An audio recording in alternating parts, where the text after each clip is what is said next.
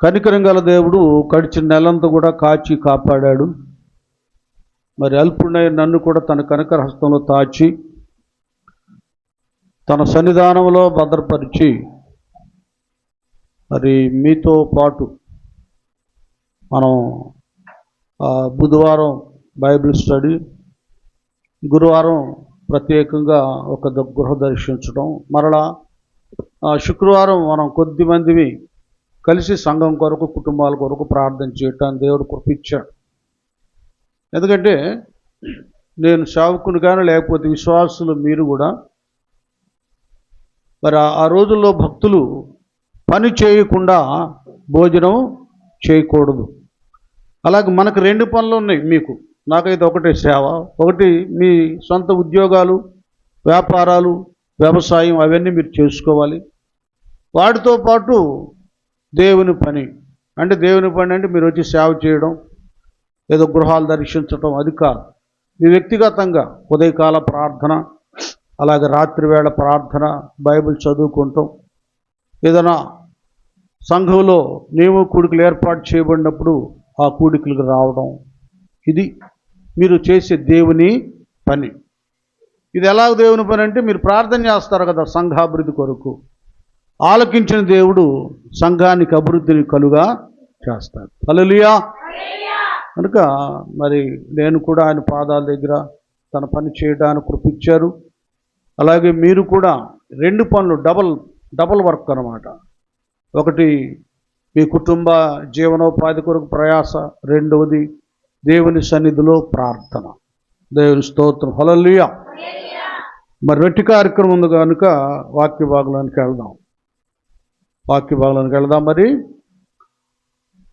కొరింథీయులకు రాసిన మొదటి పత్రిక 11వ అధ్యాయం. అంటే ఈవేళ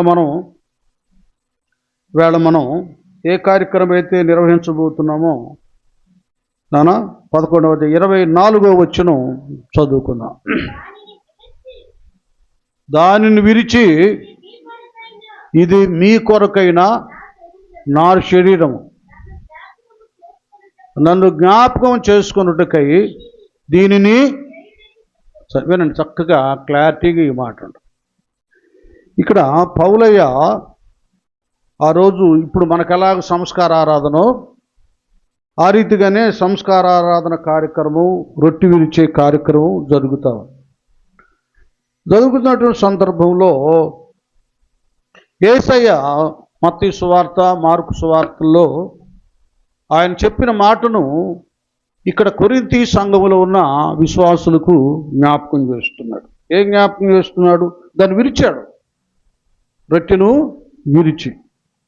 విరిచి తర్వాత ఆయన ఏం చేశాడంటే, ఇది మీ కొరకైనా, అది మీ కొరకు అంటే ఆయన శరీరం ఆత్మస్వరూపుడైనటువంటి దేవుడు శరీరం దాల్చటానికి గల కారణం కదా.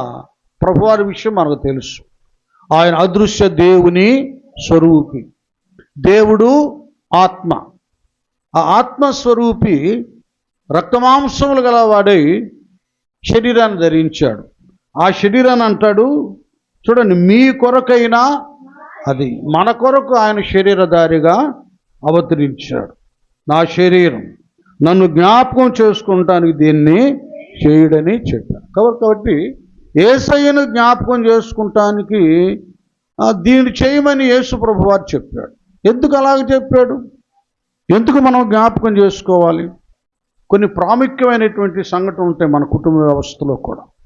ఒక ఇల్లు కట్టుకున్నాం, స్లాబ్ వేసి మంచి చిన్న డాబా ఒకటి కట్టుకున్నప్పుడు అప్పుడు తండ్రి పిల్లలతో, మనవ సంతతో చెప్తాడు, ఏయ్ దీనికోసం ఎంత కష్టపడ్డానో ఒకసారి జ్ఞాపకం చేసుకోండి. మనం ఎంత కష్టపడ్డాం. ఒకప్పుడు తాటాకులు పాకాలో ఉండేవాళ్ళం కదా, చాలా అవస్థపడ్డాం కదా. ఇల్లు కారిపోయి అదయ్యి ఇదయ్యి ఇల్లు అలికి అలకలేక చాలా వేదన పడ్డాం. ఎంతో కష్టపడి రూపాయి సమకూర్చుకొని ఈ చక్కటి ఇల్లు కట్టుకున్నాం. జ్ఞాపకం చేసుకోండి ఒకసారి, దాన్ని చిన్న భిన్నం చేయకూడదు అని పిల్లలందరికీ తండ్రి పెద్ద ఆయన జ్ఞాపకం చేస్తాడు, తల్లి జ్ఞాపకం చేస్తాడు. అలాగే ఇక్కడ పౌలయ్య యేసయ్య చెప్పిన మాటను ఇక్కడ కొరింథీ సంఘాన్ని జ్ఞాపకం చేస్తున్నాడు. ఆ రోజు ప్రభు అన్నాడు కనుక మీ కొరకు, అది మీ కొరకైన నా, అది అంటే అర్థం ఏంటి? నేను కేవలము శరీరాన్ని ధరించడానికి కారణం మీకోసమే కదా. ఎందుకంటే అసలు ఎవరు ఈయన మనం ఆలోచిస్తే యోహాను సువార్త 1వ అధ్యాయము 1వ వచనంలో, మగపిల్లలు కూడా బైబిల్ చదవాలి, లేకపోతే సోమరులు అయిపోతారు. ఆదియందు వాక్యముండెను, వాక్యము దేవుని వద్ద ఉండెను. చూడండి, ఆదియందు వాక్యముండెను, వాక్యము దేవుని వద్ద ఉండెను, వాక్యమే అది. ఎవరైనా ఆ వాక్యమే శరీరధారి అయి కృపా సత్య సంపూర్ణుడుగా మన మధ్య నివసించాను. 14వ వచనంలో చూస్తే వాక్యము శరీరాన్ని ధరించి కృపా సత్య సంపూర్ణుడుగా మన మధ్య వసించాడు. సో ఆయన దేవుడు శరీరాన్ని ధరించాడు. అంత స్పష్టంగా చక్కగా ఇక్కడ రాయబడి ఉందో చూడండి. ఆయన ఎందుకు జ్ఞాపకం చేసుకోమంటున్నాడంటే, నేను దేవుణ్ణి ఉన్నాను, అయినను మీకోసం నేను శరీరాన్ని ధరించానంటూ చాలా చక్కటి విషయాలు ఇక్కడ ఉంటాయి.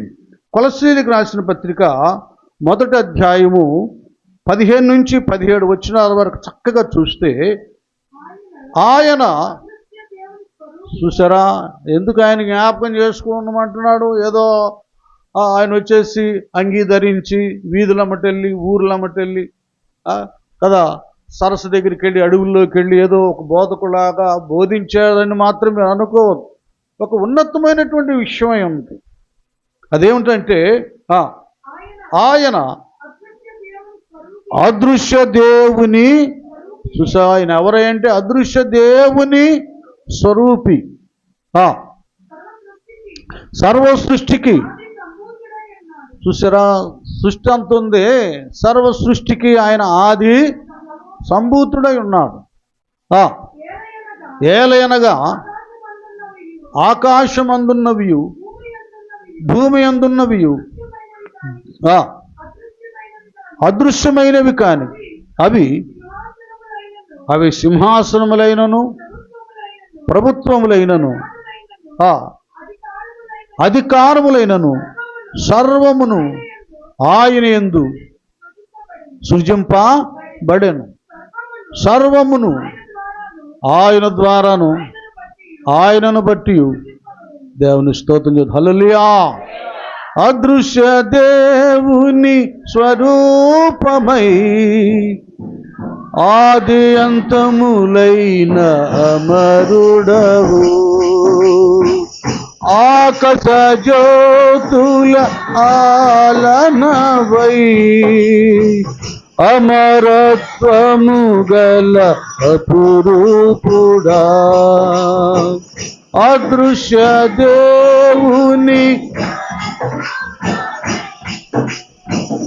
ఆది అంతములైన అమరుడవు,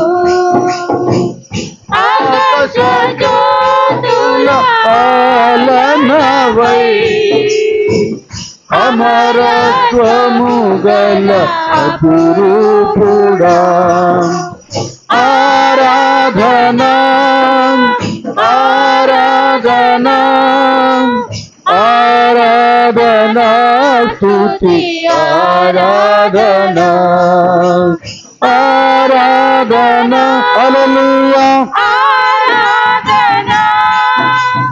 ఆరాధనా స్తుతి ఆరాధనా స్తుతి ఆరాధనా స్తుతి ఆరాధనా స్తుతించగా స్తుతి పాత్రుడా స్తుతించగా నా స్తోత్రార్హుడా. స్తోత్రం. హల్లెలూయా.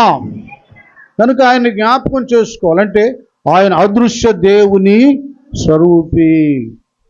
ఇంత అదృశ్య దేవుని స్వరూపి అయ్యుండి మరొక అద్భుతమైనటువంటి విషయం ఏమిటంటే ఆయన ధవళవర్ణుడు మన కొరకు రక్తవర్ణుడుగా మార్చబడ్డాడు.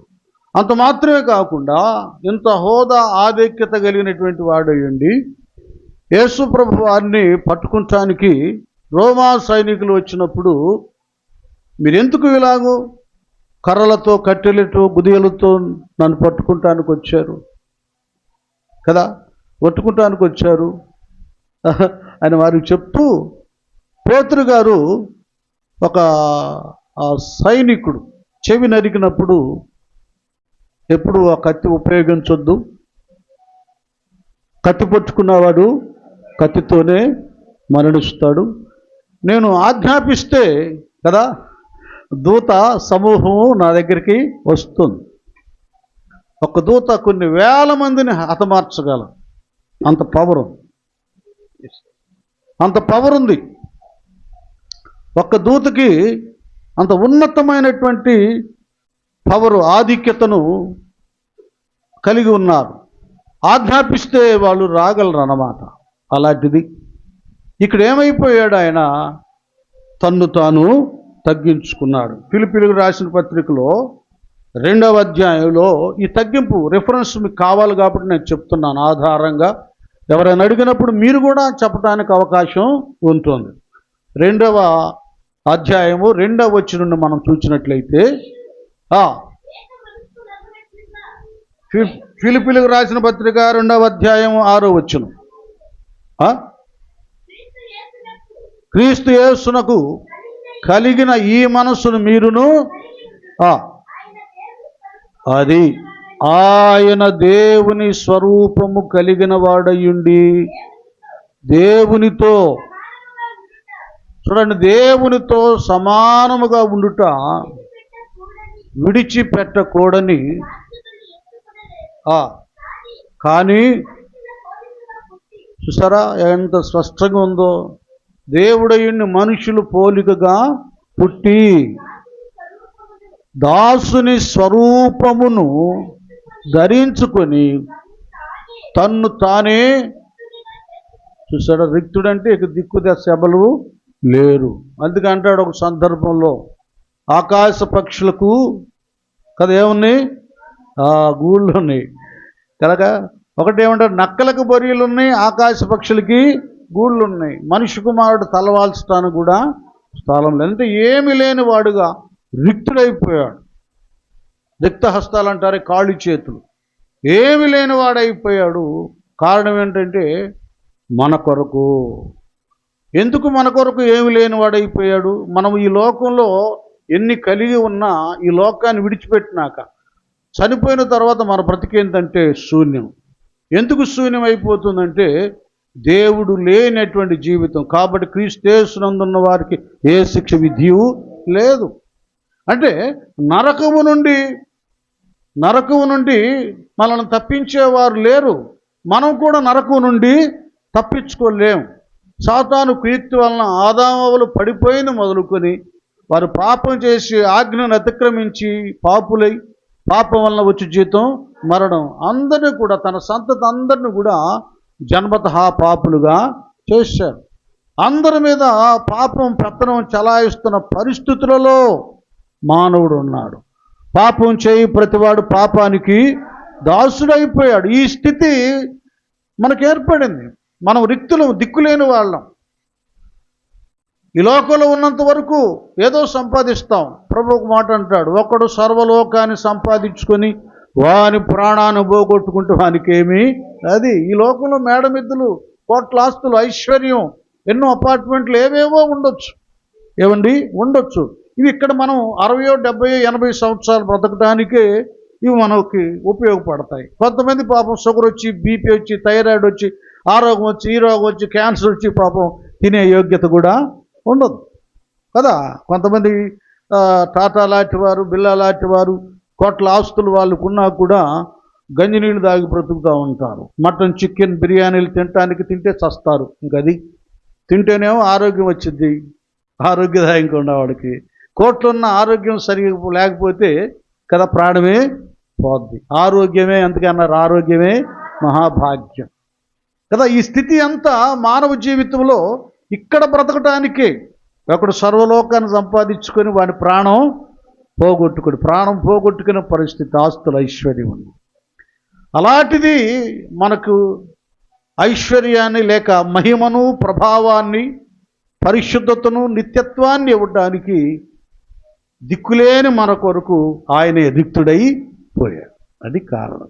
ఎందుకు అయిపోయాడు అంటే ఆ స్థితిని, ఆ శిక్షను కదా, ఆ విధానం అంతటి కూడా మనం పొందుకోవాల్సింది ఆయన పొందుకున్నాడు. అందుకు రిక్తుడైపోయాడు. ఆ తర్వాత ఏమని రాయబడిందమ్మా? మరియు ఆయన ఆకారమందు మనుష్యుడుగా కనబడి మరణము పొందినంతగా, అనగా శిలువ మరణము పొందినంతగా విధేయత చూపిన వాడై తన్ను తాను అది చూసారా. ఆయన ఎందుకు నన్ను జ్ఞాపకం చేసుకోమన్నాడంటే ఆయన గుణలక్షణాలు మనము కూడా కలిగి ఉండటానికి. అది ఈ రోజున ప్రభు శరీరంలో, ఆయన రక్తంలో పాలెభాగస్థులం అవటానికి వచ్చాం. ప్రభు ఏమో కదా, మీరు నన్ను జ్ఞాపకం, ఆయన ఒక రొట్టెని విరిచి ఇది నా శరీరము కదా, దీన్ని భుజిస్తుండగా మీరు నన్ను జ్ఞాపకం. చూసారా, ఎందుకు ఆయన జ్ఞాపకం చేసుకోవాలి? ఎందుకంటే ఆ రోజుల్లో కూడా చాలామంది అవిధేయులుగా, అపవిత్రతతో కదా, ఏమాత్రం కూడా పరిశుద్ధత లేకుండా, ఏమాత్రం కూడా ఆ మంచి యేసయ్య ప్రేమతత్వం లేకుండా ఏదో వస్తున్నారు, పోతున్నారు, రొట్టెలో చేయిస్తున్నారు, తింటున్నారు. నేను కూడా రొట్టె విరిచాను, ప్రభు వలలో చేవేశానని చెప్పుకుంటున్నాను. కాదు, దానికి కొంత అర్హత ఉంది, యోగ్యత ఉంది. ఇక్కడ క్లియర్గా అంటాడు. కొందరట ఇది ప్రభు శరీరమని వివేచింపక, ప్రభు శరీరమని యోచింపక తీసుకొని బలహీనులైపోయారంట, అనారోగ్యవంతులు అయిపోయారంట. ఏమా, ప్రభు శరీరమని వివేచింపక తిని త్రాగువాడు తనకు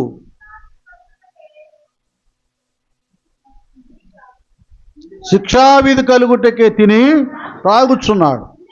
ఇందువలనని మీలో అనేకులు బలహీనులను. చూసారా, ఆ రోజుల్లో కొరింథీ సంఘంలో ఎట్లా పడితే అట్లాగా రొట్టె ఇచ్చేవాళ్ళు. బలహీనులైపోయారు. అది చాలామంది నిద్రిస్తూ అంటే ఆత్మీయతలు మొత్తులైపోయారు. పోయి నిద్రపోతాను యోనాను అన్నట్లుగా ఇది. కాబట్టి ఇది మనం ప్రభువుని జ్ఞాపకం చేసుకుంటానికి ఒక అవకాశం. రెండు, మన వ్యక్తిగతాన్ని, మన అంతరంగాన్ని మనం పరిశీలన చేసుకొని పరీక్షించుకుంటానికి మరొక అవకాశం మనం తీసుకుంటున్నాం. పవిత్రంగా ఉన్నామా? ప్రార్థన ఉందా? ఉపవాసం ఉందా? వాక్యం ఉందా? భక్తి ఉందా? ప్రభువు మనస్సు ఉందా? ఇవన్నీ కూడా పరిశీలన చేసుకొని అప్పుడు ప్రభు యొక్క శరీరంలో, ఆ రొట్టెలో మనం చెయ్యి వేస్తాం. కాబట్టి విశ్వాసులంగా మనం అందరం కూడా ఈ ప్రభువు యొక్క శరీరం రొట్టె విరిచి ఆయన ఎలాగన్నాడో, ఈ ప్రభు శరీరాన్ని మనం భుజిస్తున్నప్పుడు మనం యేసయ్యను ఏం చేయాలి? ప్రభువుని జ్ఞాపకం చేసుకోవాలి.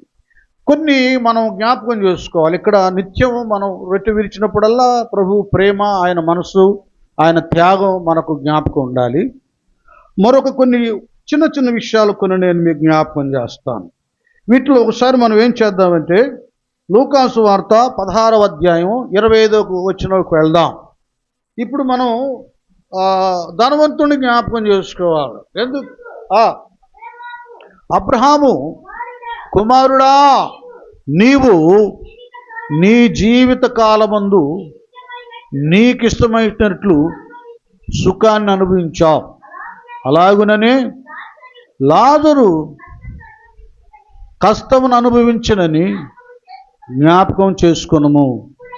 ఇప్పుడైతే వాడు ఇక్కడ నెమ్మది పొందుచున్నాడు, నీవు అది ఇక్కడ ఒక చక్కటి విషయాన్ని యేసు ప్రభు వారు భక్తులు అనబడే వారికి బుద్ధి రావడానికి ఒక గొప్ప సంఘటన జ్ఞాపకం చేస్తున్నారు. ధనవంతుడు ఒకడు ఉన్నాడు కదా, చక్కగా ఊదా రంగు వస్త్రాలు ధరించి వెలగల భోజనం చేస్తూ చాలా గొప్పగా ఉన్నతంగా ఉన్నాడు. అక్కడే దరిద్రుడు లాజరు అనేవాయన ఒక ఆయన ఉన్నాడు. ఆయన పరిస్థితి ఏంటంటే ఈయనలాగా కాస్ట్లీ డ్రెస్సు, కాస్ట్లీ ఫుడ్ కాదు. ఆ యొక్క ధనవంతుడి యొక్క వల్ల కింద పడినటువంటి ఆ తీసివేయబడినటువంటి రొట్టె ముక్కలు అవి పారవేయబడ్డప్పుడు అవి తిని బ్రతుకుతున్నాడు. ఆ సమయాల్లో అతని శరీరం పొళ్ళతో నిండి ఉండగా కుక్కలు వచ్చి వాటిని నాకుతూ కూడా ఉన్నాయి. ఇక్కడ ఒక విషయం గమనించాలి. భక్తులంటే రొట్టె ముక్కలు ఏరుకొని దరిద్రులుగా బ్రతికేవారని కాదు ఇక్కడ అర్థం. రెండవది కురుపులతోనే ఉంటారని కాదు. ఈ లాజరు కురుపులతో ఉన్న ఆ లాజరు ఒక ఆయన ఉన్నాడు, చనిపోయినా బ్రతికాడు. అంటే ఏంటంటే సాధ్యమైతే ఒక పర్యాయం దేవుని కొరకు కదా, కృంగిపోయినా కృషించిపోయినా బలహీనమైన నా మట్టుకైతే బ్రతుకుట క్రీస్తు. దేవుని కొరకు ఎన్ని శ్రమలైనా నిందలైనా మనం అనుభవించాలి. ఇక్కడ మనం అనుభవించే శ్రమలు నిందలు తాత్కాలికమైనవి కదా, తాత్కాలికమైనవి. రేపైతే అగ్ని ఆరదు, పురుగు చావదు. చూడండి, అగ్నిగుండం, ఆ గుండములో అందులో పడ్డప్పుడు అగ్ని అసలు ఆరిపోయేది ఉండదు. పురుగంటే ఆత్మ చావనే చావదు. అక్కడ ఏడ్పును పండ్లు కొరుకుటయు ఉండునని స్పష్టంగా కదా వాక్యంలో తెలియచేయబడి ఉంది. ఇక్కడ ఏం జరిగిందంటే ఈ ధనవంతుడు వాస్తవంగా ఇతడు ధర్మశాస్త్రం ఎరగనివాడు కాదు. అబ్రహాం ఎట్లా ఉంటాడో ఆయనకు తెలుసు, మోషే ఎలాగుంటాడో ఆయనకి తెలుసు, అన్నీ తెలుసు. భక్తుల చరిత్ర తెలుసు, వాళ్ళ భక్తి యొక్క మంచి నడవడి తెలుసు. దేవుని సేవకులు వస్తూ పోతున్నప్పుడు వందనాలు చెప్పేవాడు, ఇంటికి వెళ్తే కానుకిచ్చేవాడు. ఏమండి, అన్నీ బాగానే ఉండే. అయితే వాక్యానుసారంగా మాత్రం జీవించేవాడు కాదు. వినండి, అర్థం చేసుకోండి. అతను బట్టి ఈ ధనవంతుడు ఏమి ఎరగనివాడు కాదు, అన్నీ ఎరిగినవాడే. కానీ ఎరిగిన వాక్యానుసారంగా దైవ చిత్తానుసారంగా జీవించిన వాడు కాదు. అందుకంటాడు, ప్రభువా ప్రభు అని పిలుచు ప్రతివాడు పరలోక రాజ్యంలో ప్రవేశించడు కానీ నా తండ్రి చిత్తాన్ని అది. కాబట్టి మనం పాటలు పాడవచ్చు, ఏమండి, వాక్యం చదవచ్చు, లేక ప్రసంగాలు చేయొచ్చు, ఇంకేవేవో చేయొచ్చు. అది కాదు గొప్ప. నువ్వు పాడుతున్న అంత బట్టి దాన్ని బట్టి పరలోకం వెళ్ళవు, ఏదో చేస్తున్న దాన్ని బట్టి వెళ్ళవు. కానీ దేవుని చిత్తాన్ని నెరవేర్చడం అంటే వాక్యానుసారమైన జీవితం ఎవరు కలిగి ఉంటారో, మారు మనసు, బాప్తిసం, రక్షణ కదా, అపోస్తుల బోధ, సహవాసం, రొట్టె విరుచుట, ప్రార్థన చేయుట, వీటిలో ఎడతెక్కుంటారో వీళ్ళు పరలోక రాజ్యానికి వెళ్ళటానికి అవకాశం కల్పించబడుతుంది. ధనవంతుడికి అన్నీ తెలుసు, కానీ వాక్యానుసారమైన జీవితం కొరకు ఆయన ఎప్పుడు జ్ఞాపకం చేసుకున్నవాడు, ఇష్టపడ్డవాడు కాడు. ఏమైపోయింది, కొంతకాలం అయిపోయిన తర్వాత దరిద్రుడు లాజరు చనిపోయాడు, ధనవంతుడు చనిపోయాడు. ధనవంతుడు చనిపోయినప్పుడు చక్కగా మేళ తాళాలతో అభయ శుభాలు వెలిగించి టపాసులతో ఘనంగా తీసుకెళ్ళి భూస్థాపన కార్యక్రమం చేశాడు. ఈ దరిద్రుడు లాజరు ఎట్లా తీసుకెళ్ళారు, ఏం తీసుకెళ్ళారు ఏమో, కానీ మొత్తానికి ఆయన ఆత్మను మాత్రం దేవదూతలు అబ్రహాం గారి దగ్గరికి తీసుకెళ్ళిపోయారు. అటు మరణం. ఆయన ఆత్మను మాత్రం చక్కగా దేవదూతలు లాజర్ని దైవరాజ్యానికి తీసుకువెళ్ళిపోయారు. ఇది సంఘటన జరిగింది. జరిగిన తర్వాత ఈయనేమో లాజరు గారేమో అబ్రహాం రొమ్మున ఆనుకున్నాడు. ఈ ధనవంతుడేమో ఎక్కడ వేయబడ్డాడు నాన్న? పాతాళ ఎక్కడ? చూడండి, అబద్ధం చెప్పకుండా ఉండా చూడండి. ధనవంతుడు ఎక్కడున్నాడు? అది ఎక్కడున్నాడు ఇప్పుడు? ఈయన ధనవంతుడు పాతాళంలో హ్యాపీగా ఉన్నాడా? అది బాధపడుచు. ఇవన్నీ కూడా మీరు సూత్రాలు తెలుసుకోవాలి. ఎందుకంటే మనం ఎందుకు ప్రార్థన చేస్తున్నాం మనకే అర్థం కాదు. అసలు ఎందుకు ఈ శ్రమ, ఈ కష్టం, ఈ ఉపవాసం, గంటల గంటల ప్రార్థన ఎందుకంటే రేపు నరకానికి వెళ్ళకుండా కదా. నా మాట విని నన్ను పంపిన వాడిని విశ్వాసం ఉంచువాడు నిత్య జీవం గలవాడు, వాడు తీర్పులోనికి రాక మరణములో నుండి జీవములోనికి దానికి. మరణం అంటే నరకం, జీవం అంటే పరలోకం. అర్థమవుతుందా? ఇది నరకం తప్పించుకుంటానికే ప్రార్థనలు అండి. మెయిన్ ఇది గుర్తుపెట్టుకోండి మీరు. ఇది వెళ్ళాలి కాబట్టి వెళ్ళాలి, ఉండాలి కాబట్టి ఉండాలి. ఇది స్కూల్ కాదు ఆశ్రయించుకుంటాను. ఇది పరలోకపు గవిని. పరలోకం వెళ్ళటానికి ఈ తంతంతా అందరికి అర్థం కావట్లే. ఏంది ఆ పేద ఎంత చేపు అంటే ఇక్కడ ఏడవకపోతే రేపు అక్కడ ఏడుస్తావు. అది గుర్తుపెట్టుకోండి. అదే చెప్తాడు ఇక్కడ అబ్రహాం గారు, క్లారిటీగా చెప్తాడు, మామూలుగా చెప్పడు. ఎక్కడేమంటాడా? పాతాళంలో ఏం పడుతున్నాడు? బాధపడుతూ. అర్థమవుతుందా? దేవుడి దగ్గర ఇప్పుడు నువ్వు ప్రార్థన చేసి బాధపడకపోతే రేపు పాతాళంలో బాధపడాల్సి వస్తుంది. గుర్తుపెట్టుకోండి. ఇన్నా చెబుతున్నాను, కల్పించుకోవట్లా. ఏంద్రా ప్రార్థన రాకపోతే పాతాళం అంటున్నాడు కాదు, వాక్యలు ఉన్నాయి. ఎందుకంటే విమర్శకులు ఎక్కువయ్యారు. ఎప్పుడు దిద్దుబాటు చేసుకోవడంలో అందరూ విమర్శించడం మొదలైంది. నెక్స్ట్, కనులెత్తి దూరము నుండి చూడండి, అబ్రహామును అతని రొమ్మున ఆనుకొని ఉన్న అదే ఎద్దును కట్టబడ్డాడు. చూసారు ఎట్లా ఉందో? అంటే అర్థం ఏంటంటే వినండి, ఇక్కడ మనకు మనోనేత్రాలు తెరవబడకపోయినా నరకులు మాత్రం తెరవబడతాయని ఇక్కడ అర్థం అన్నమాట. అంతే కదా. ఆ నేత్రాలు తెరవబడబట్టే అబ్రహాం చూశాడు, భక్తుడైన లాజరును చూశాడు. అది లెక్క. అప్పుడు అర్థమైపోద్ది. ఇప్పుడు దాకా భూలోకంలో ఉన్నంత వరకు చందాలు అయితే ఇచ్చాడు, కానీ ఇతర కళ్ళు అయితే తెరవబడాల. చాలామందికి అర్థం కావడంలా. భక్తి జీవితం వాళ్ళ ఇష్టం, మాది మాకు అనుకూలం, మా ఇష్టం వస్తే వస్తాం, లేకపోతే లేదు అన్నట్లుగా ఉంటుంది. మీకు చాలామందికి తెలియట్లా ఎందుకు మీ గృహాలు సేవకురాలు దర్శిస్తున్నారు. ఏమండి, నేను వస్తాను నాకు 1000 ఇవ్వాలంటున్నారు. ఎవరన్నా ఎంత ఖరీదు అంటున్నారా? మాట సేవకుల డ్యూటీ అంటే ఏంటంటే వెళ్ళాలి. అది ఎంత ఖర్చు అయినా, ఎంత ప్రయాస అయినా, మా స్థితి ఆరోగ్యం ఉన్నా లేకపోయినా మా డ్యూటీ ఏంటంటే మేము చేయాలి. అప్పుడప్పుడు మీరు అంటారు, బాబాయ్ ఏంటి బాగలేదు, వెళ్ళపోతే ఏమి డ్యూటీ కంటే, అమ్మో అసలు ఆయనే చండాలుడు, వెళ్ళపోతే ఊరు కూడా భయపడతారు. అలాగే మా యజమానునికి కూడా మేము భయపడాలి. ఆయనేమి ఏ మూర్ఖుడు కాదు, ప్రేమమయుడు, అన్నీ ఆయన తెలుసు. మా డ్యూటీ అది. అర్థం అనేటటువంటిది చాలామంది విశ్వాసులకు రావటంలా. ఎందుకు వస్తున్నారు, మా ఇల్లు ఎందుకు దర్శిస్తున్నారు, ఎందుకు ప్రయాసపడుతున్నారు, ఏంటి ఇదంతా? మేము రేపు నరకానికి వెళ్లకుండా పరలోకానికి వెళ్ళటానికి కదా అని ఎవరు అనుకుంటున్నారండి మనసులో? చెప్పండి, మీకు మీరు గుండె మీద చేసుకుని. ధనవంతుడికి అప్పటి వరకు అర్థం కాలేదు. కళ్ళు తెరవబడ, హృదయం తెరవబడ, చచ్చిపోయినాక పాతాళంలో కళ్ళు తెరవబడి కదా. విశ్వాసులకు తండ్రి అయిన అబ్రహాం గారు కనపడ్డాడు, అలాగే భక్తుడైన లాజరు కనపడ్డాడు. అది కాబట్టి నేను చెప్పేది ఏంటంటే, చేతులు కాలక ముందే ఆకులు పట్టుకోండి. మన భాషలో చెప్పుకున్నాం. ముందు ఇంటి వంటగదిలో ఆ గుడ్డ ఉంటుంది, మసిగుడ్డ అంటారు కదా, అది దగ్గర పెట్టుకోండి. అడవుడు వెళ్ళి అట్టే పట్టుకున్నాను పాతన చేతులు, కానీ అప్పుడు పట్టుకుంటే ఏం ప్రయోజనం? కాబట్టి నరకానికి వెళ్ళకముందే ప్రభువుని గట్టిగా పట్టుకోవాలి. స్తోత్రం, హల్లెలూయా. ప్రభువుని సరిగా పట్టుకోవాలి. ఆయన మనకు ఉండాలి, ఆయన నియమంలో మనం బ్రతకాలి.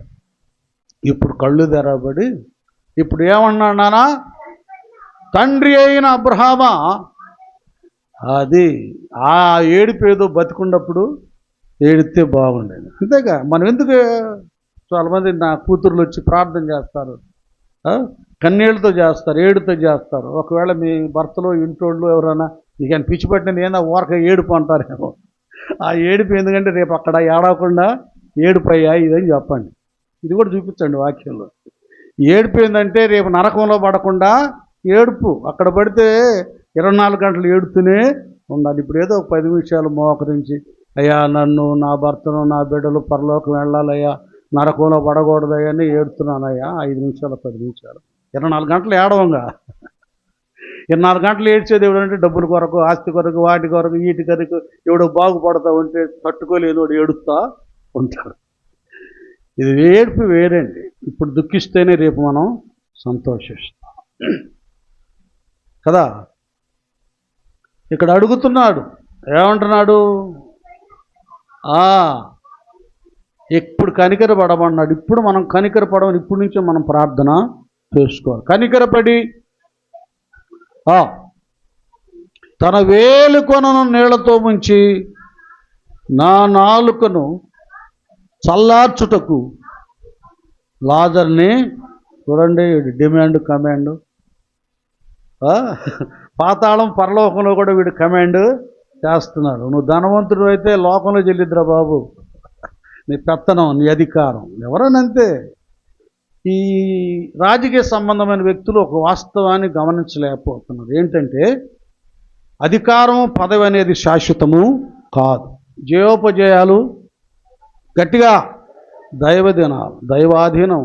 ఆయన ఒకసారి ఒక వ్యక్తిని రాజుగా, ముఖ్యమంత్రిగా చేయొచ్చు తర్వాత మరొక వ్యక్తిని 5 సంవత్సరాల తర్వాత చేయొచ్చు. ఇది స్టాండర్డ్ కాదు. ఇది గుర్తుపెట్టుకోవాలి. ఈ అధికారాన్ని ఏం చేయాలంటే ప్రతి పాలకులు దాని సద్వినియోగ పరుచుకోవాలి.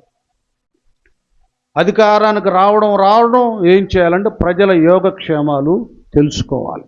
ఉద్యోగాలు కదా, విద్య, వైద్యం, నివాసాలు, సౌకర్యాలు, వీటి కొరకు చేయాలి. ఇది నిజమైన నిజాయితీపరుడైన అధికారి, పాలకుడు చేసే పని. అంతేగాని వాడు పాలన చేసినప్పుడు నన్ను ఇట్లా చేసాడని తొక్కేయటం కాదు. నువ్వు కాదు, ఎవడు నేరం చేస్తాడో వాడు తప్పక దేవుని దగ్గర శిక్ష అనుభవిస్తాడు. ఒకవేళ అధికారులు ఆ డిపార్ట్మెంట్, ఈ డిపార్ట్మెంట్ నా చేతికి ఉందని ఇక్కడ తప్పించుకోవచ్చేమో, కానీ దేవుని చేతి నుండి ఎవడూ కూడా తప్పించుకొనలేడు. కాబట్టి ఎవరైనా సరే, వాళ్ళు ఏ మతం, ఏ కులం, ఏ హోదాకి, ఏ పార్టీకి చెందిన వారైనా దేవునికి భయపడాలి. దైవ భయం అనేది ఏ వ్యక్తిలో ఉంటుందో ఆ వ్యక్తి నీతి నిజాయితీగా పరిపాలన చేస్తాడు. ఇది శాశ్వతం కాదు. ధనం శాశ్వతం కాదు, అధికారం శాశ్వతం కాదు, పెత్తనం శాశ్వతం కాదు, సింహాసనం శాశ్వతం కాదు. శాశ్వతుడు దేవుడు, శాసించేవాడు దేవుడు, జయం అపజయం ఇచ్చేది దేవుడు. దైవ నియమం ఉన్న వాళ్ళు పాలన విధానాన్ని చక్కగా చేస్తారు. ఇది గుర్తుపెట్టుకోవాలి కదా. ఇతడు ధనవంతుడిగా ఉండి భూలోకంలో పెత్తనం చేసినట్లుగా పాతాళంలో పరలోకంలో చేయటాన్ని చూస్తున్నాడు. చూసారా ఎంత దౌర్భాగ్యమో. అంటే అర్థం ఏంటంటే వాడు కళ్ళైతే తెరవబడ్డాయి కానీ వాడి బుద్ధి మాత్రం మారలా. అది కొంతమంది బ్రతుకులు అలాగ ఉంటాయి. ఎన్ని మేళ్ళు ఉపకారాలు చేసినా, లేకపోతే ఒక దెబ్బ కొట్టిన దేవుడు బుద్ధి మాత్రం మానదు. అందుకంటాడు, ఎన్ని మార్లు గద్దించినా లోబడిన వాడు మరి తిరుగు లేకుండా హఠాత్తుగా ఇది వినాలి, దేవునికి లోబడాలి. ఈ నియమంలో మనం బ్రతికితే ఆయనలో మనం దాచబడతాం. ఇక్కడ అడుగుతున్నాడు, ఆ లాజరును పంపి ఏమన్నాడు? ఈ అగ్ని జ్వాలలో యాతన పడుచున్నాను. అందుకు అబ్రహాము, కుమారుడా నీవు, అది ఇప్పుడు అంత లైఫ్ జ్ఞాపకం చేస్తున్నాడు మొత్తం. అంటే వినండి, ఇప్పుడు ఎలాగో మనం ఈ లోకంలోనే సీసీ కెమెరాలు ఉండి ఎవడు దొంగ పని చేసి నేను చేయలేదంటే ఇటారా బాబాను కూర్చోబెట్టి సీసీ కెమెరాలు మొత్తం చూపిస్తున్నాడు. ఇదంతా ఏంటంటే రేపు అక్కడ జరగబోయే విషయాలు ఇక్కడ మనకే దేవుడు చూపిస్తున్నాడు. అర్థం కావట్లా? ఇట్లా నొక్కుతాడు మొత్తం కనపడి. ఏమంటాడు ఇక్కడ? నీ జీవిత కాలమందు నీకు ఇష్టమైనట్లు, అది అర్థమవుతుందా? ఆయనకి ఏది ఇష్టమో ఇష్టం వచ్చినట్టుగా తినాలనుకున్నా తిన్నాడు, తాగాడు, వెళ్ళాడు, ఇష్టం వచ్చినట్టు సుఖాన్ని అనుభవించాడు. ఇది దేవునికి ఇష్టమా కాదా?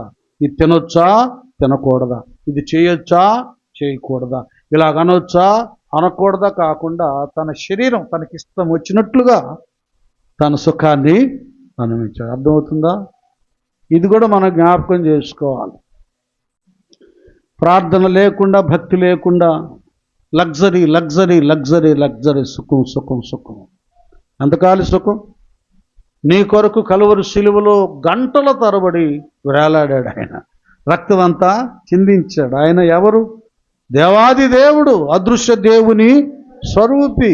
నీ కొరకింత ఆయన శ్రమను అనుభవిస్తే ఆయన మహిమను పొందుకుంటానికి రవ్వంత కష్టాన్ని, శ్రమను నువ్వు అనుభవించలేకపోతున్నావు. నీకు ఇష్టం వచ్చినట్లుగా సుఖాన్ని అనుభవించావు. నెక్స్ట్ అలాగునని లాజరు కష్టము, అది ఏమనుభవించాడు లాజరు?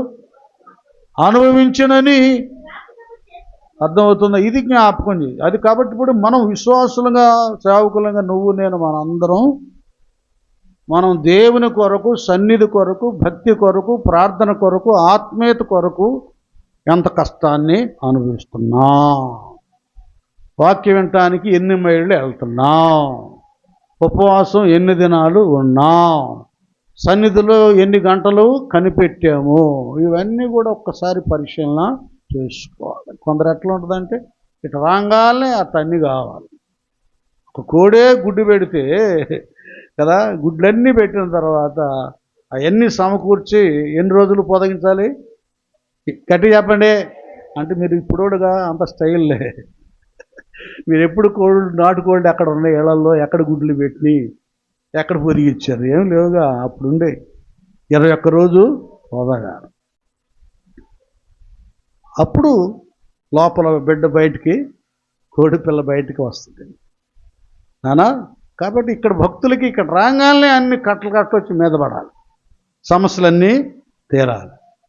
పెడితే పెళ్లి కూడు, పెట్టకపోతే అది ఏం జరగలేదండి, ఏం ప్రార్థనలే, ఏం పాస్టర్ గారులే, ఏం పాస్తమ్మ గారులే, ఏందో వాళ్ళు ఏందో ప్రార్థన చేస్తారు. చూసారా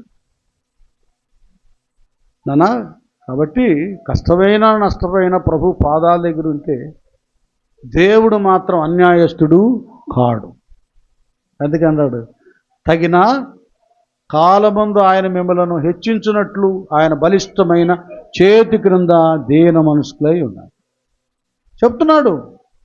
లాజరు ఎంత కష్టమును అనుభవించిన, అది అనుభవించిన, ఎంత కష్టాన్ని అనుభవించిన. నేను ఇప్పుడు చెప్తున్నాను, ప్రియ దేవుని కుమార్తెలారా, కుమారులారా, మీ సమస్య కొరకు, కుటుంబం కొరకు, ఇబ్బందుల కొరకు, ఆర్థిక సమస్యల కొరకు, నీ బిడ్డల కొరకు ఎంతో నువ్వు కన్నీటితో ఉపవాసం ఉండి ప్రార్థన చేస్తున్నావు, ఎంతో వేదన పడుతున్నావు, కష్టపడుతున్నావు. నీ కష్టాన్ని, కన్నీటిని దేవుడు చూస్తున్నాడు. ఎందుకంటే మన దేవుడు చెప్పండి, చూచుచున్న దేవుడు. ఆయన చూచే దేవుడు. తప్పక ఆయన సహాయం చేస్తాడు. చక్కటి వచ్చిన ఉంది. ఆపదలు నన్ను వెన్నంటి ఉన్నా, నా కాపరి నీవై నన్నాదుకొంటివి. ఆపదలు నన్ను వెన్నంటి ఉన్నా, నా కాపరి నీవై నన్నాదుకొంటివి. లోకమంతయు నన్ను విడచిన, లోకమంతయు నన్ను విడచిన, నీ నుండి వేరు చేయవు ప్రభువా, నీ నుండి వేరు చేయవు. ఎన్ని తలచినా, ఏది అడిగినా, జరిగేది నీ చిత్తమే ప్రభువా, జరిగేది నీ చిత్తమే. నీ వాక్కుకై వేచియుంటిని, నా ప్రార్థన ఆలకించుమా ప్రభువా, నా ప్రార్థన ఆలకించుమా. స్తోత్రం, హల్లెలూయా. కనుక ప్రియమైనటువంటి దేవుని పిల్లలారా, లాజరు కష్టాన్ని కూడా అతడు ఎంతగానో కష్టపడ్డాడు. ఇప్పుడు ఏమైందంటే ఇప్పుడు పరిస్థితి, నువ్వు సుఖాన్ని అనుభవించావు, ఆయన కష్టాన్ని అనుభవించాడు. ఈ రెండు జ్ఞాపకం చేసుకోవాలి. భక్తులు రక్షించబడ్డాం, నాతో సహా సేవకు వచ్చిన దగ్గర నుంచి నువ్వెంత కష్టపడ్డావు, బాప్తీసం పొందిన దగ్గర నుంచి దేవుని విషయాల్లో నువ్వెంత ప్రార్థించావు, ఎంత కన్నీరు విడిచావు, ఎంత ఉపవాసం ఉన్నావు, ఎంత సహవాసంలో కనపడ్డావు. ఒక్కసారి అందరం పరిశీలన చేసుకో. అన్యాయంగా దేవుని దగ్గర ఏదో పొందుకోవాలని ఆతృత పడకూడదు. నువ్వు ఎంతవట్టుకి ఎంత దేవుని దగ్గర కనపడ్డావు, నడిచావు, ఉపవాసం ఉండవు, దేవుని పని కొరకు సహాయం చేసావు. ఇవుడి అప్పుడు మీకు ఇవ్వబడు. కొంతమంది ఇవన్నీ ఉండవు, అసలు ఇంటి గురించి ఆలోచించం. ఇష్టం ఉంటే వెళ్దాం, లేకపోతే లేదు. వచ్చారా, దర్శించారా, చూద్దాం కదా. తమకు అనుకూలం. ఎందుకు ఈ మాటలు చెబుతున్నానంటే, ధనవంతులాగా నీకు ఇష్టం వచ్చినట్లుగా నువ్వు భక్తి జీవితాన్ని మలుచుకోకూడదు. తనకిష్టం వచ్చినట్లుగా సుఖాన్ని అనుభవించాడు. లాజరు ఏమయ్యాడు? కష్టపడ్డాడు. ఇప్పుడు ఏమైంది పరిస్థితి? ఇప్పుడైతే లాజరు గారు ఏం పొందుకుంటున్నాడు అది అర్థం చేసుకోండి. ఇప్పుడు మీరు కూడా ఇక్కడ కూడా ఎంత కన్నీరు కష్టపడి ప్రయాసపడతారో దాన్ని బట్టి దేవుని దగ్గర ప్రతిఫలాన్ని మీరు సంపాదించుకుంటారు. అది గుర్తుపెట్టుకోండి అంతే. ఎందుకంటే దేవుడు అన్యాయస్తుడు కాడు. క్రీస్తు యేసునందు మీ ప్రయాస వ్యర్థము కాదు. ప్రతిఫలాన్ని చూస్తారు భూలోకంలో కూడా. ఎంత బాధపడ్డావు, ఎంత దరిద్రత అనుభవించావు, ఎంత కన్నీరు విడిచావు, ఎంత ప్రయాసపడ్డావు కదా, ఎంత వేదన పడ్డావు. దీనికి తగినంతగా ఆదరణను, మేలును, అభివృద్ధిను, ఉపకారాన్ని దేవుడు నీకు కలుగు చేయునుగాక. ఇది వాస్తవం. ఏమంటున్నానా? నీవు యాతన పడుతున్నావు. ఇక్కడ నుండి నీ యొద్దకు దాటిపోవారు దాటి పోజాలకున్నట్లు అక్కడ వారు మా యొద్దకు దాటి ఆదాలకున్నట్లు మాకును మీకును మధ్య మహాగాధం ఉంది. ఇది ఇక్కడేమో లాజరు ఏమనిపిస్తున్నాడు? లాజరు నెమ్మది అనుభవం, ధనవంతుడు వేదన పడు. ఇది ఒక్కసారి నువ్వు లోకంలో ఉన్నప్పుడు నీ సుఖాన్ని జ్ఞాపకం అది. ఇప్పుడు అది అన్నమాట. మనందరికీ ఏం జ్ఞాపకం చేస్తున్నావు? నువ్వు ఎంత ప్రార్థన చేస్తున్నావు, నా కొరకు, నా సన్నిధి కొరకు, వాక్యం కొరకు నువ్వు జ్ఞాపకం చేసుకో. ఇక్కడే మనకి దేవుడు ఒక పరీక్ష, విమర్శ చేసుకో. ఇప్పుడే విమర్శ చేసుకో ఉన్నాడు. ఎంత వేదన పడ్డావు, ఎంత ప్రార్థనకు వస్తున్నావు, ఎన్ని ఉపవాసాలు ఉన్నావు, ఇక్కడే చెబుతున్నాడు దేవుడు. ఇది మనం జ్ఞాపకం చేసుకో. ఇది అవసరం. ఎందుకు వాక్యం అంటే ఇట్లాగే మనల్ని హెచ్చరించడానికి, మనల్ని సరిచేయడానికి, మనం ఎంత దేవుడికి దగ్గరగా ఉన్నామో, ఎంత దూరంగా ఉన్నామో, దేవుని కొరకు ఎంత ప్రయాసపడుతున్నాము, ఎంత టైం స్పెండ్ చేస్తున్నాము కదా, ఎంత ధనాన్ని ఆయన కొరకు సద్వినియోగపరుస్తున్నాము కదా, ఎంతగా మనం శరీరాన్ని నల్లగొట్టుకుంటున్నాము. ఇవన్నీ కూడా మనం విమర్శ చేసుకోవాలి, జ్ఞాపకం చేసుకోవాలి. ఏమి చెప్పు అంటారు లోకంలో కూడా కదా. నిన్ను ఎట్ట జ్ఞాపకం చేసుకోవాలి? ఏం చేసావనమ్మా నువ్వు కదా, నీకు ఎందుకు ఇవ్వాలి, ఎందుకు చేయాలని లోకంలోనే ఎంత ఉంటే ఒక న్యాయం, మరి పరలోకం అందనటువంటి దేవుడు ఆయన అన్యాయస్తుడా? ప్రతి విషయంలో ఆయన తీర్పు తీరుస్తాడు, ప్రతి విషయంలో న్యాయం చేస్తాడు. ఇదొక్కటే మనం దేవుని దగ్గర జ్ఞాపకం చేసుకోవాలి. చాలా చాలా ప్రాముఖ్యమైనది అని చెప్తూ అనేకుల భక్తులకు, వ్యక్తులకు ఇది జ్ఞాపకం చేస్తున్నాడు. ఇలాగ మీరు ఉండాలి నాయన. లాజరు భక్తుడైన లాజరులాగా ఉండాలి, కానీ ధనవంతుడిలాగా మన స్థితిని నాశనం చేసుకోకూడదు. ఎంత ధనం సంపాదించినా అది మనల్ని పరలోకం తీసుకెళ్ళదు. వాడు అన్నాడుగా కదా, ఏమన్నా విస్తారమైన ఆస్తి నీ కొరకు సమకూర్చబడి ఉన్నది. తన ప్రాణంది చెప్పుకున్నాడు. ప్రాణమా సుఖించుము, సుఖించుము. విస్తారమైన 12 లూకా 12. ప్రాణమా చూసారా, అనేక సంవత్సరములకు విస్తారమైన ఆస్తి.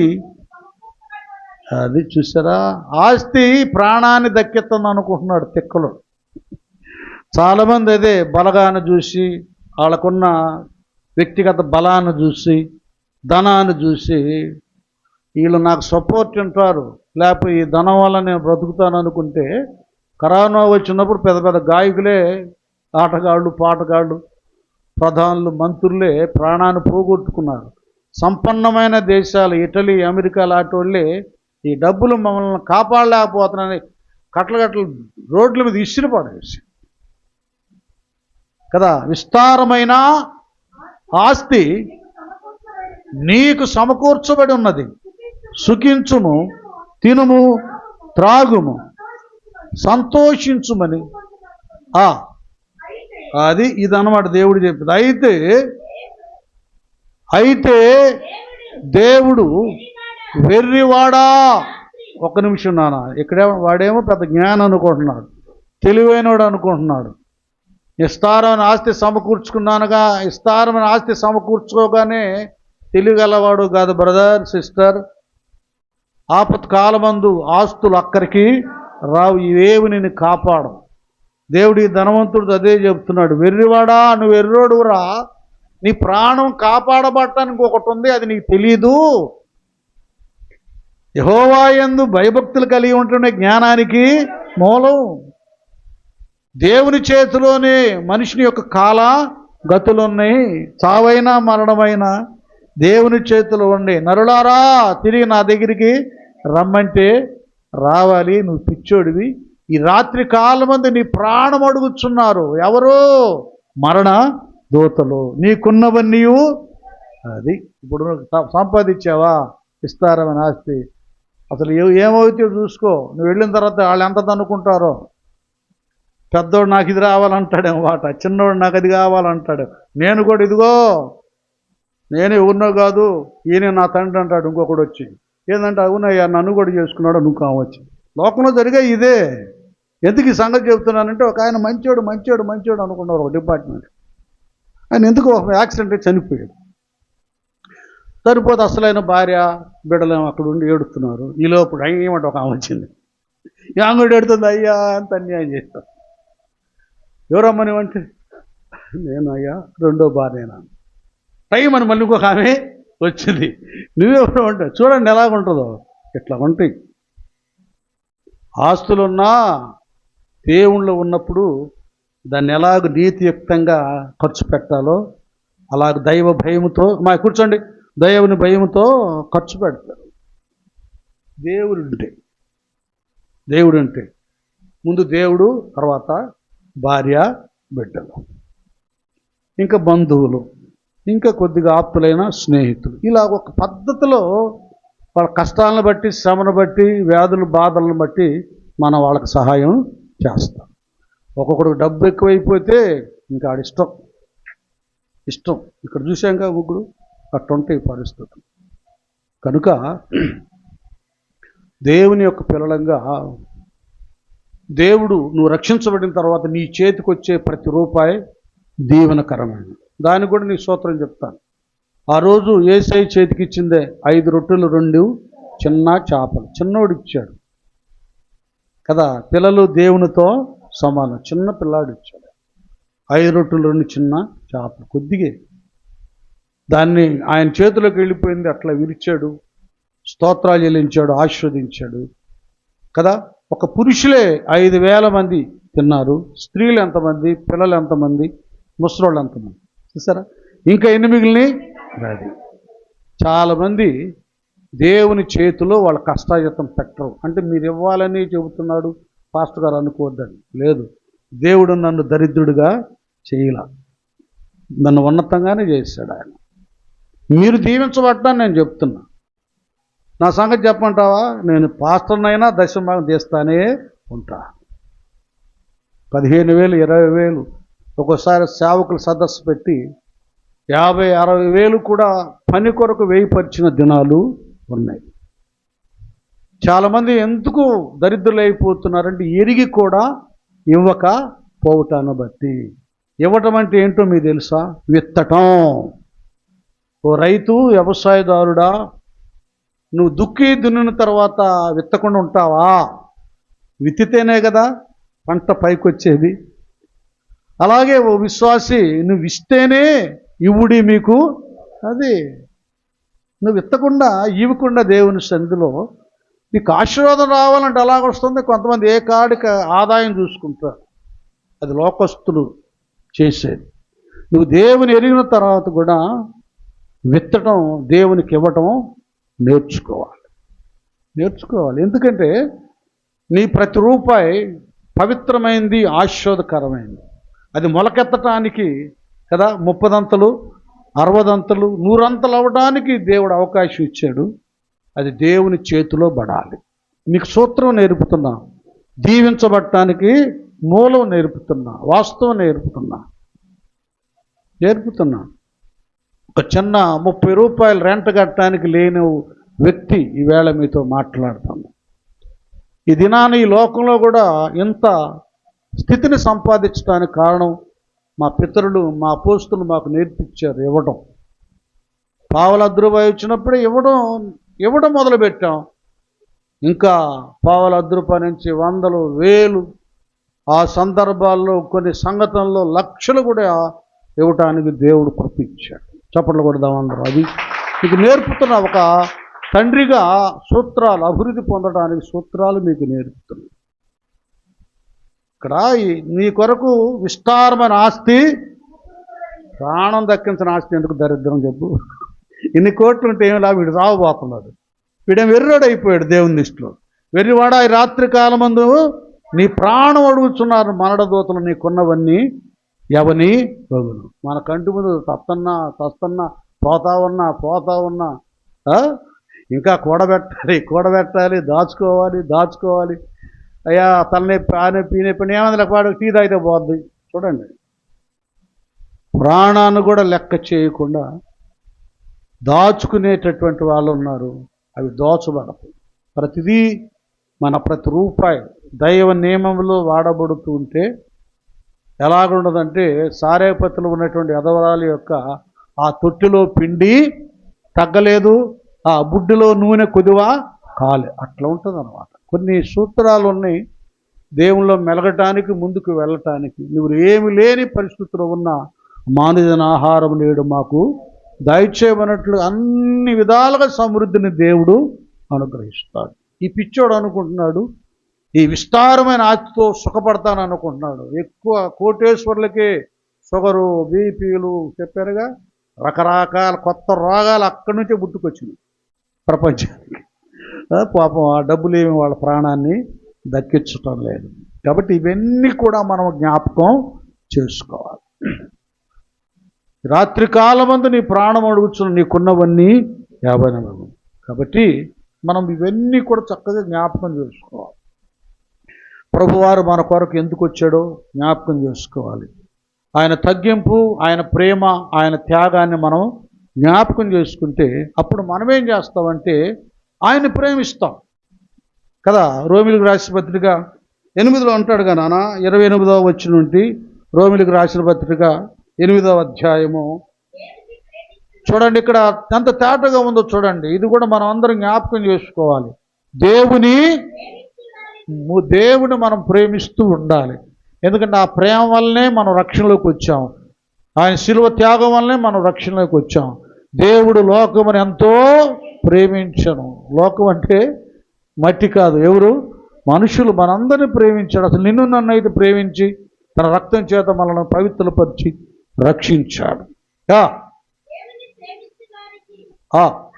అనగా ఆయన సంకల్పం చొప్పున పిలువబడిన వారికి. చూడండి, ఇక్కడ మీరు అర్థం చేసుకోవాలి. ఆయన సంకల్పం చొప్పున మీరందరూ, మనమందరం పిలువబడ్డామన్న సంగతి జ్ఞాపకం చేసుకోవాలి. ఇప్పుడు చాలామంది ఉన్నారు కాలనీలో. అందరు వచ్చారా? మన ఊరిలో పాల్పాళ్ళు చాలామంది ఉన్నారు. అందరు వచ్చారా? మన ఇంట్లోనే చాలామంది ఉన్నారు. అందరూ వచ్చారా అంటే అర్థం ఏంటి? ఆయన సంకల్పము చొప్పున, అది ఆయన అంటే ఆయన ప్రణాళికలో, ఆయన ప్లాన్లో, ఆయన లిస్టులో ఉన్నాం మనం. పేర్లేని టక్కటక్కడ దూతలు రాసేస్తారు. అయ్యా ఇది కూడా వచ్చారా, వీళ్ళందరూ ఉంటారు. ఆయన సంకల్పం, ఆయన ప్రణాళికలో మనం ఉన్నాం కనుక ఎన్ని ఫంక్షన్లైనా, ప్రోగ్రాంలైనా, వ్యాపకాలైనా, సెలవు రోజు సరదాగా వెళదాం ఈ ఆలోచనలు ఏమి లేకుండా కదా, భక్తిహీనులతో నివసించుట కంటే నీ మందిరావరణములో ఒక్క దినము గడుపుట 1000 దినాల కంటే ఆయన పాద సన్నిధికి వచ్చాడు. వీళ్ళనేమన్నారు? ఆయన సంకల్పము చొప్పున పిలవబడిన వారికి అది మేలు కలుగుటకై సమస్తమును సమకూడి జరుగుచున్నవని. చూసారా, ఇలాగ మనం సమకూర్చబడ్డామా? కొద్దిగా ఆలోచించండి. ఒక్క విషయం జ్ఞాపకం చేసుకోండి. ఇప్పుడు కొంతమంది ఆర్థిక పరమైన ఇబ్బందులు ఉన్నారు, అది దేవుడికి బాగా తెలుసు. కొంతమంది కుటుంబ వ్యవస్థలో కొద్దిగా ఒత్తిడిలో ఉన్నారు. కొంతమంది వాళ్ళ వ్యవసాయమో, వాళ్ళ చేతి పనో, వాళ్ళ ఉద్యోగమో కదా, లేక ఉద్యోగం కొరకు వాళ్ళు అప్లై చేయటమో, ఇవి కొన్ని ఉన్నాయి. ఈ ఒత్తిడిలో ఉన్నారు, విమర్శించబడుతున్నారు కూడా. ఏంటి పెద్ద భక్తి అన్నా, ప్రార్థన అన్నా ఏంటి, ఏమి లేదు, నువ్వేదో వెళ్తున్నావు కదా, ఏమి లేదు, దేవుడు అంటున్నావు కదా, దేవుడు ఏమీ చేస్తాడు. ఇవన్నీ నీతిమంతులకి కదా ఎదురయ్యేది. నీతిమంతులకు కలుగు ఆపదలు, ఇవన్నీ ఒక ఆపదలే, విమర్శలే. మన భక్తి జీవితంలో, విశ్వాస జీవితంలో ముందుకు వెళ్లకుండా వెనక్కి లాగేసాడు. ఎన్నో కలుగుతాయి. ఏమంటున్నాను ఇక్కడ మళ్ళీ అదే వచ్చను. అనగా ఆయన సంకల్పం చొప్పున పిలువబడిన వారికి అది మేలు కలుగుటకే సమస్తమును, స్తోత్రం చెబుదాం హల్లెలూయా, మేలు కలగటానికే సమస్తము సమకూడి. ఇప్పుడున్న కీడు కూడా మేలు కలగటానికి అని అర్థం చేసుకోండి. ఇప్పుడున్న నష్టం కూడా మేలు కలగటానికి. ఇప్పుడు ఫెయిల్ అయింది కూడా రేపు సక్సెస్ అవటానికి. అదొక్కటి మీరు ఏం లేదా అమ్మా, అయ్యా ప్రభువు మన గుండెల్లో భద్రంగా ఉంటే చాలు. అది కీడైనా మేలైనా ఏదైనా అన్నిటినీ కూడా ఆయన మంచిగా చేస్తారు. అది వంకర టింకరగా ఉన్నా, అది శూన్యంగా ఉన్నా కదా, అది కఠినంగా ఉన్నా, కఠోరంగా ఉన్నా, నీ జీవితాన్ని, నీ కుటుంబానికి అనుకూలంగా మేలు కలిగేటట్టుగా దేవుడు చేయనుగాక. దేవుని స్తోత్రం హల్లెలూయా. కాబట్టి అన్నీ జరుగుతున్నాయి కనుక కింద కొన్ని వచనాలు ఉన్నాయి, చాలా బాగుంటాయి. అవి కూడా చదవండి 30 వరకు.